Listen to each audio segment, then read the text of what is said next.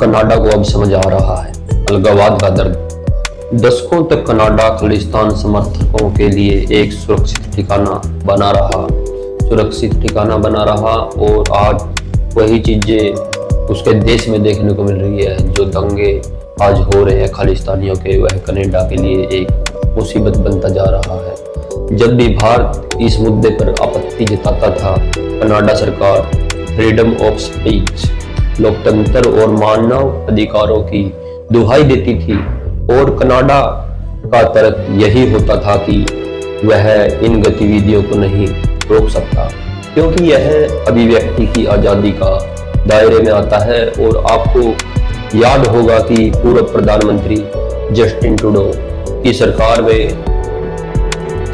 के दौरान खालिस्तानी तत्वों को खुलकर समर्थन मिल रहा था। भारत ने कई बार कड़ा विरोध दर्ज कराया, लेकिन कनाडा ने इन गंभीरता Just then, we expect the U.S. administration to respect Canadian sovereignty. I'm always clear in my conversation with President Trump to that effect, and then move on to what we can do. इसे गंभीरता से नहीं लिया।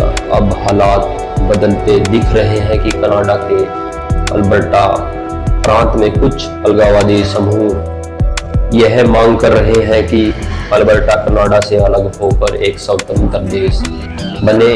चौंकाने वाली बात यह है कि अब कनाडा की सरकार खुद आरोप लगा रही है कि अमेरिका इन अलगाववादियों को समर्थन दे रहा है।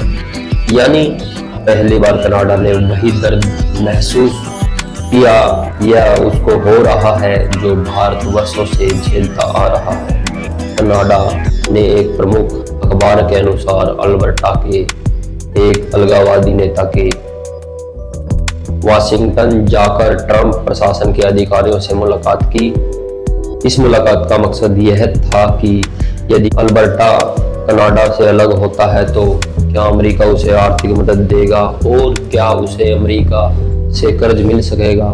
इसके बाद कनाडा के प्रधानमंत्री मार्क कार्नी ने अमेरिका से अपील की कि वह कनाडा के आंतरिक मामलों में दखल न दे। कनाडा सरकार को चिंता है कि उसके एक प्रांत को अलग करने की प्रेरणा बाहर से मिल रही है।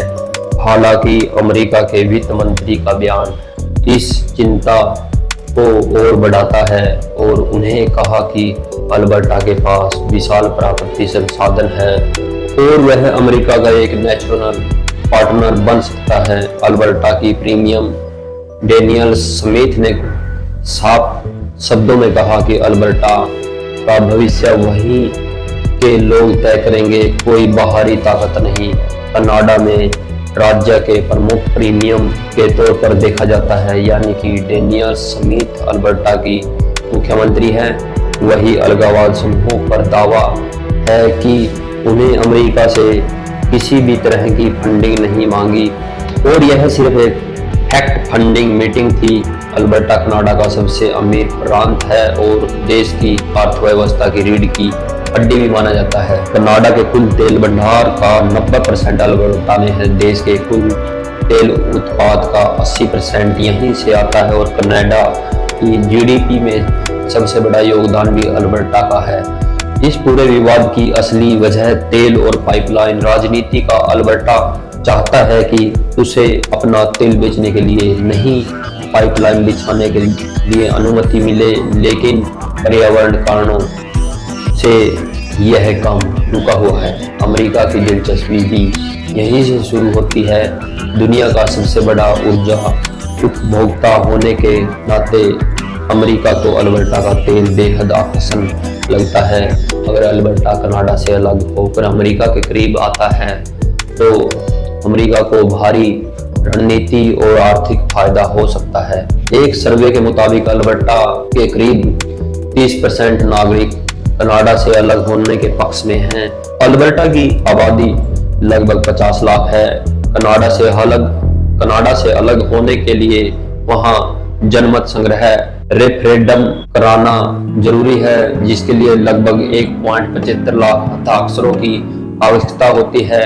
इतिहास गवाह है 1995 में कनाडा के ही एक अन्य प्रांत क्यूबेक ऐसे ही रेफरेंडम हुआ था, जिसमें पक्ष और विपक्ष के वोट के सिर्फ 1% का अंतर रह गया था। अब एक बार फिर कनाडा के सामने वही सवाल खड़ा है, क्या जो आग उसने दूसरों के घरों में जलने दी वही अब उसके दरवाजे तक पहुंच गई है। बहुत बहुत धन्यवाद दोस्तों। अगर आप चैनल पर नए हैं तो लाइक करें, कमेंट करें और चैनल को सब्सक्राइब कर ले। अब मैं आपसे विदा लेता हूं, मिलते हैं किसी अगली वीडियो में, तब तक के लिए धन्यवाद दोस्तों। जय हिंद।